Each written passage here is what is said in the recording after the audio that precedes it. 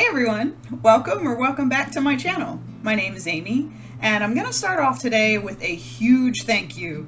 My channel just recently went over 150 total subscribers, and I can't say thank you enough. This experience making these videos, this is such a huge confidence boost for me, and I just want to say from the bottom of my heart, thank you so much for being here and spending time with me every week.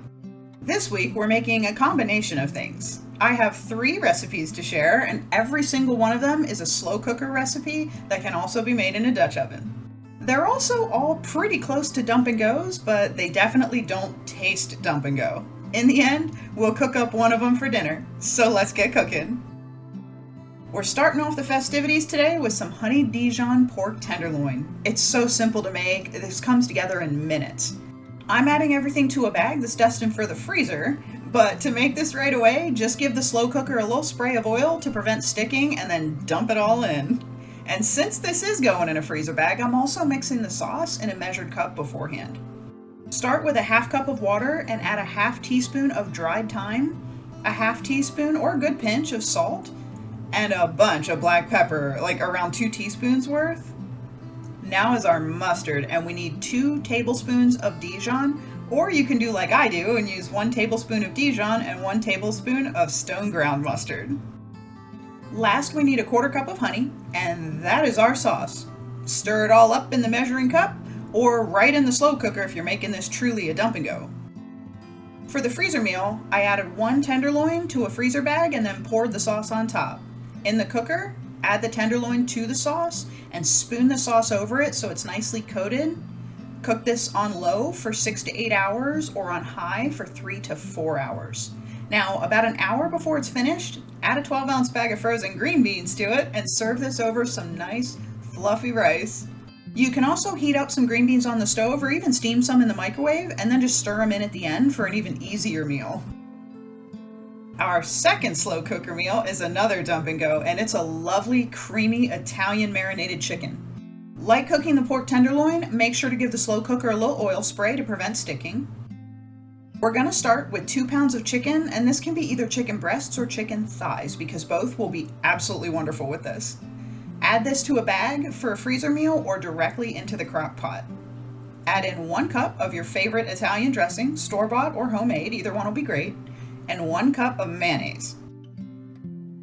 For seasonings, we want a half teaspoon of garlic powder, a 1/4 teaspoon of red pepper flakes, a 1/4 teaspoon of paprika, and a half to a full teaspoon of Italian seasoning.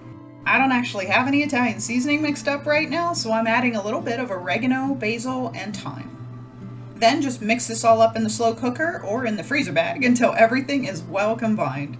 Cook this on low for 6 hours or on high for 3 to 4 hours. For serving, this is at its absolute best if you serve it with some orzo pasta and Italian seasoned roasted vegetables like some bell peppers, zucchini, broccoli, even eggplant. And I'm not even a big fan of eggplant, but it tastes great with this chicken. We're finishing up with our dinner winner, Mongolian beef. This uses stew meat instead of sliced flank steak, but this turns out so tender and juicy and flavorful. I'm going to be making this in a Dutch oven, but I'll give you the times for the slow cooker. This one does start with a tiny little bit of prep, but only little. We need half to 3/4 of a cup of shredded carrot, and I'm using just a little manual grater for that since it's just a very small amount. We also want to mince up 3 cloves of garlic, which is about 1.5 teaspoons if you're using pre-minced garlic. And that's the choppy prep. Now, let's whip up our sauce, and this is really easy if you mix it right in the measuring cup like this one. Start with a half cup of beef broth or bouillon and add a half cup of low sodium soy sauce. Add 2 teaspoons of apple cider vinegar, about a 1/4 teaspoon of black pepper, although this can largely be to taste, and 2 teaspoons of coconut palm sugar. Now, you can use brown sugar as a direct 1-to-1 substitute if you can't get a hold of palm sugar. You can also use maple syrup or honey, same 1-to-1 ratio, but brown sugar is gonna be the closest flavor-wise. Next, add a tablespoon of cornstarch, our minced garlic that we chopped up, and a thumb of ginger, which is about a tablespoon if it's minced, or a half of a teaspoon if it's ground. I'm using roughly a teaspoon of pureed ginger. Stir that all up, and that is our flavor-packed sauce. Now to the freezer bag, or to the slow cooker if you're making this immediately.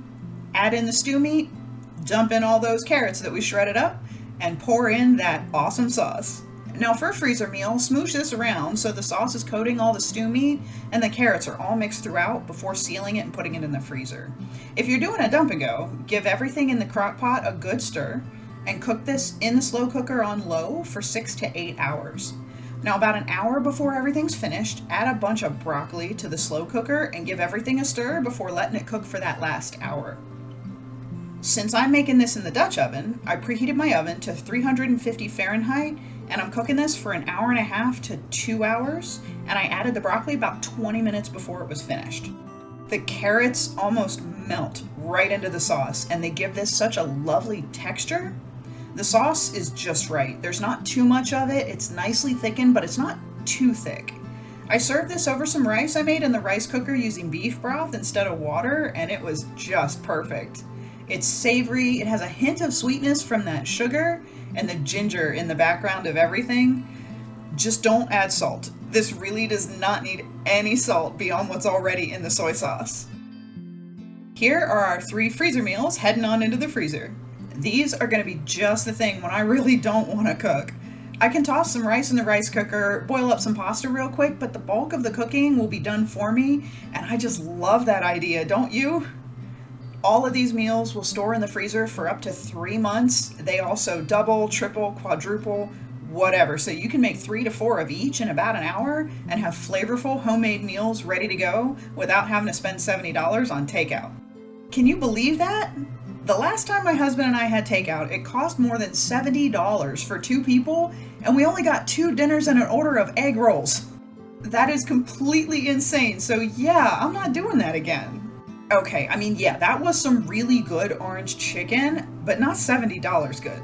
We can make so much orange chicken for $70 that you'd be rolling down the street like Violet Beauregard.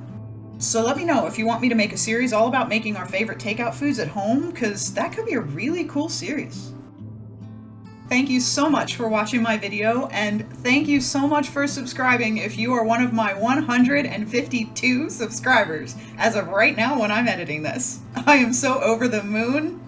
If you're not subscribed, please subscribe and join what I think is becoming a wonderful community of wonderful people, and we all love amazing and delicious food. Send me a like and a comment because I read every single one and I love replying. I love hearing all about your favorite foods and ideas and suggestions. Also, come and hang out with me on Wednesday too, because it's part 3 of my Thanksgiving side dishes series, and this week it is all about the potatoes. I hope you have a fabulous week, and I'll see you back here next Sunday for another cozy home cooked meal. Bye!